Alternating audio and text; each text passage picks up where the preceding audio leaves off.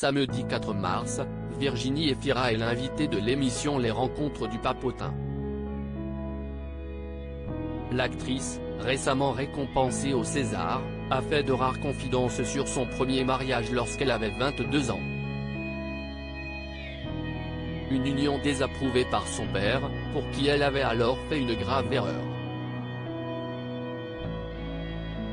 CIST, enfin, l'heure de la consécration pour Virginie Efira.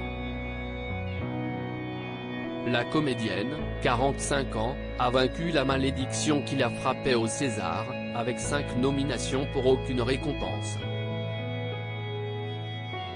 Mais le 24 février dernier, elle a finalement été couronnée meilleure actrice pour son rôle dans Revoir Paris lors de la 48e cérémonie, pour le plus grand bonheur des internautes. CIST trop chouette. En même temps, j'ai fait 63 films cette année, donc arithmétiquement, je m'étais un peu donné une chance, a-t-elle plaisanté au moment de recevoir la statuette, quelques minutes seulement après avoir vécu un autre grand moment. Invitée à remettre le César d'honneur au réalisateur David Fincher, la comédienne a créé la surprise en accueillant le grand Brad Pitt sur la scène de l'Olympia. Une vraie soirée de gala, sous les yeux on ne peut plus fier de son chéri Nils Schneider.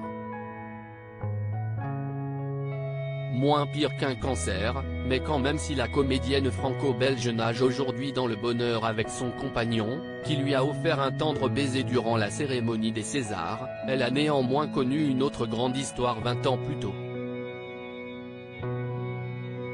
En 2000, elle fait la rencontre du comédien Patrick Ridremont qu'elle épouse 2 ans plus tard, alors qu'elle n'a que 22 ans. Une union qui ne plaît pas du tout à son père, médecin oncologue, comme elle l'a raconté lors de son passage sur le plateau des Rencontres du Papotin ce samedi 4 mars. Mon père m'a éduqué dans l'idée d'être une femme indépendante qui ne dépendait pas des hommes. Il a dû trouver très conventionnel qu'à 22 ans, je veuille me marier. Il m'avait dit qu'il ne fallait pas enfermer l'oiseau dans la cage. Il disait avec humour que c'était moins pire qu'un cancer, mais quand même, raconte Virginie Efira à l'un des journalistes qui l'a interrogé dans un extrait dévoilé par Télé Loisirs. A-t-il en revanche approuvé ses fiançailles avec le réalisateur Mabrouk El Mekri, le papa de sa fille Ali, annulée seulement un an plus tard? Bonne question.